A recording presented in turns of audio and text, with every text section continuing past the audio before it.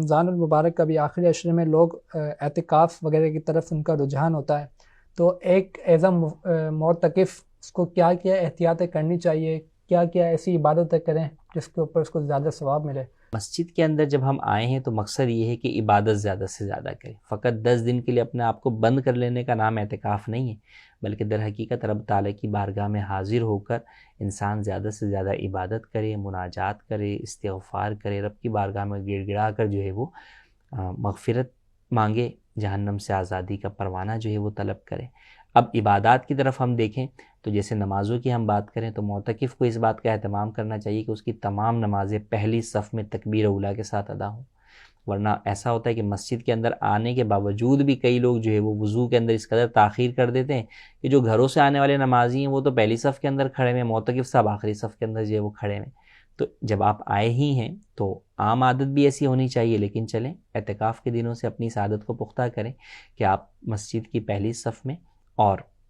تکبیر اولیٰ کے ساتھ نماز ادا کریں. سنت قبلیہ نماز سے پہلے جو ہے وہ پڑھ لیجئے، سنت بعدیہ بھی جو ہے وہ ساری کی ساری پڑھیں. پھر جن افراد کے اوپر قضا نمازیں ہیں تو وہ سنن غیر موقدہ اور نوافل کی جگہ پر، اور اس کے علاوہ بھی رات میں جو بھی عبادات ہیں ان تمام کی جگہ پر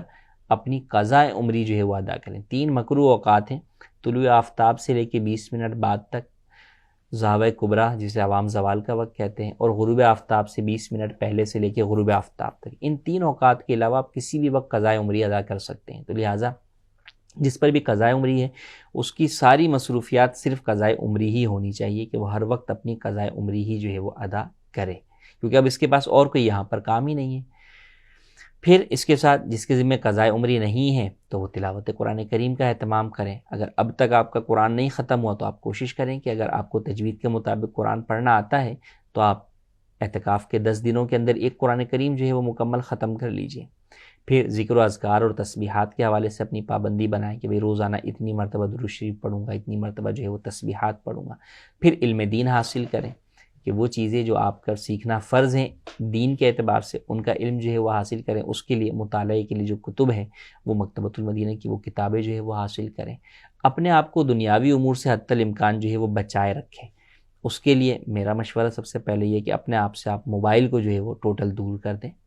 آپ کے دوست احباب بھی آئیں تو ان کے بھی موبائل کے ذریعے سے آپ کسی سے کنیکٹ نہ ہوں کہ آپ اپنے موبائل تو گھر پہ رکھ دیا لیکن دوست کے موبائل پہ سوشل میڈیا چل رہا ہے، تو پھر فائدہ نہیں ہوگا. جو ہم اعتکاف کی روحانیت و نورانیت چاہتے ہیں وہ پھر حاصل نہیں ہوگی. تو لہٰذا آپ اپنے آپ کو ٹوٹل جو ہے وہ دوستوں سے بھی دیگر سے بھی اپنے آپ کو جدا ہی رکھیں، اپنے آپ کو عبادت کے اندر جو ہے مصروف رکھیں. کوئی آئے تو ٹھیک ہے مختصر سلام دعا جو ہے وہ کر لی، اسے نیکی کی دعوت جو ہے وہ دے دیں، مگر جب اس کو دکھے گا کہ بھئی آپ مصروف ہیں تلاوت قرآن کریم کر رہے ہیں تو وہ آپ کے ساتھ جو ہے وہ نہیں بیٹھے گا. لیکن عموماً یہ دیکھا جاتا ہے کہ خاص طور پہ جو نوجوان بچے جو ہے وہ بیٹھتے ہیں تو ان کی باقاعدہ گیدرنگ جو ہے وہ لگی ہوئی ہوتی ہیں افطاری کے بعد یا سحری میں یا دن میں ان کے دوست آگے کوئی بیٹھے ہوئے ہوتے ہیں. تو اس سے اجتناب کرنا چاہیے تاکہ عمومی طور پر جب ہم گفتگو کرتے ہیں تو اس میں فضول گفتگو بھی آ جاتی ہے، اس سے مسجد کا تقدس پامال ہوتا ہے، تو اس سے بھی بچنا چاہیے.